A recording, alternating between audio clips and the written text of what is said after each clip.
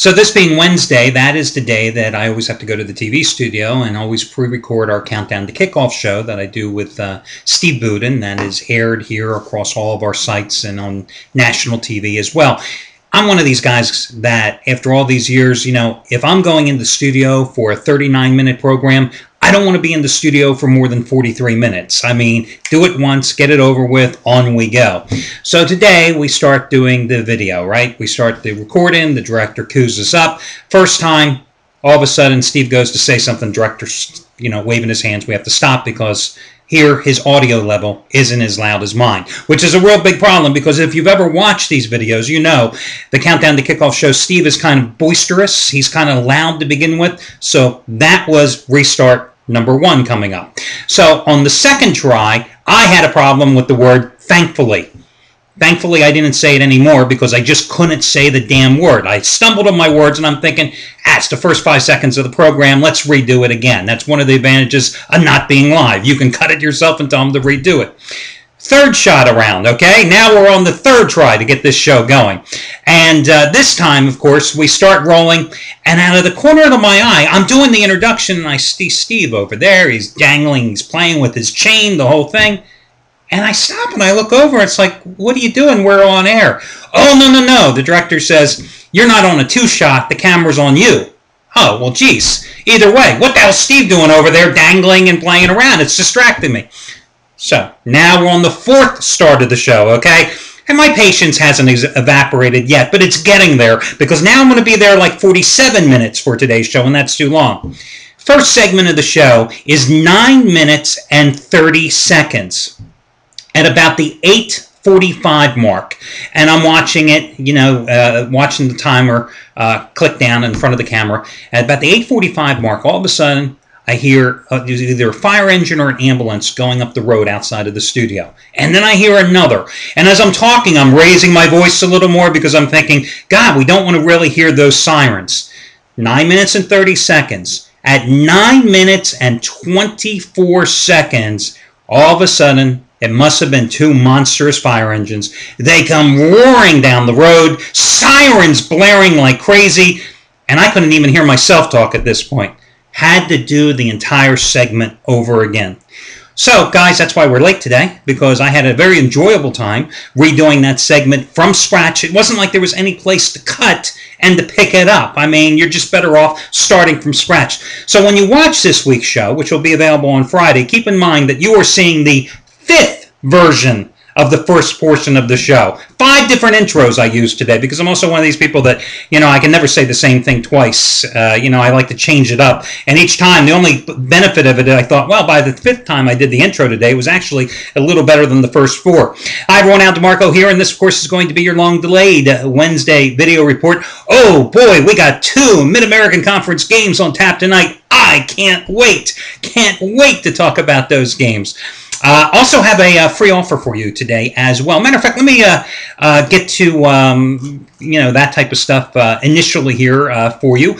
I haven't done this in a while, but guys, I want to give you the plays of one of the handicappers for free. Derek Mancini tonight has his 20-dime Dog of the Month part number 2 in college basketball. These 20-dime college basketball plays, he's going for number 16 out of 21. 16 out of 21. His Dog of the Month Part 1 this year, actually, month and year is the same thing since we're in the opening weeks of the season, was Belmont, the 11-point dog, covering in that 1-point loss against Duke. Let's see, that was last Friday, the 11th. He also had Drake, plus 2 points outright over Iowa State yesterday. So another dog selection. Again, it's a 20-dime play. Looking for winner number 16 out of 21. I'm just looking here. If you had bought the play individually, it would cost you $39.95. Don't do it. Here's what you do. Use this coupon code to get Derek's play for free. And it's real simple. It's Derek16. Derek16, D-E-R-E-K, and the number 16, no space between Derek or the number 16. Now, let me just explain this to you. We did this many times with Derek. Remember with the football releases earlier in the season? And, God, I think he hit like 6 out of 8 plays that I gave away for you for free. And again, I want to thank him in advance because, you know, these handicappers are all in competition with each other. Most of them aren't even friendly to each other. So, I want to thank him and appreciate him letting me give his play away tonight for free. If you are a current customer at the site, it's a real simple thing. You already have an account. You go in, you buy Derek's play, right? You buy his selection tonight. It'll say $39.95 in the shopping cart. Then you use this coupon code. You enter it when prompted, and then that'll take $39.95 off. Okay, Derek 16 is the coupon code. It takes it off, makes zero balance. If you are not a current customer at the site, it takes you like 2 minutes to open up a new account, guys, and then you do so, and you go through, and you buy the play, and again, you use the coupon, and you get it for free. Then you will instantly, be accessing your account. Click here to view selections, and then you punch on that, and that's how you get Derek's play and Derek's analysis tonight for free. If you have any questions, or if you're not sure what to do, scroll down to the bottom of my page. Not now. Don't go now. Not yet. Scroll down to the bottom page after the video, okay? And you can get all the details right there as I thoroughly explain it for you. Again, that coupon code is Derek16. And again, thank you to Derek for letting me give away that selection for you. Let's see. Also want to talk about, you might want to check out Chris Jordan tonight. Top-rated 1,000-star release going for him tonight in Mid-American Conference play. Last night, I cashed in with another college basketball release. Now 2-0 with my college basketball plays this season. 10-dime play on Kentucky getting the job done against Kansas. Wildcats were laying 6.5. It was a little scary down the stretch, but they did manage to hold on in that game and got me the cover with the 10-point triumph there. That was on the heels of hitting my first college basketball release, a 15-dime play on North Carolina last Friday night over Michigan State. Tonight in college basketball, I was originally going to come out with the play on the Indiana-Evansville game, but now you know how much I dislike the Mid-American Conference, guys. But the more I looked at the Mid-American Conference football game between Miami of Ohio and Western Michigan, the more I liked it. Plus, the line moved in the Indiana-Evansville game, so I'm going to give you that play for free.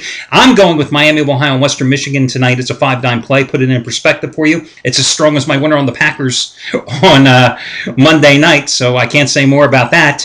By the way, I did mention about Chris Jordan, 1,000-star MAC game of the year. He is on the second of the 2 MAC games tonight in Vegas order.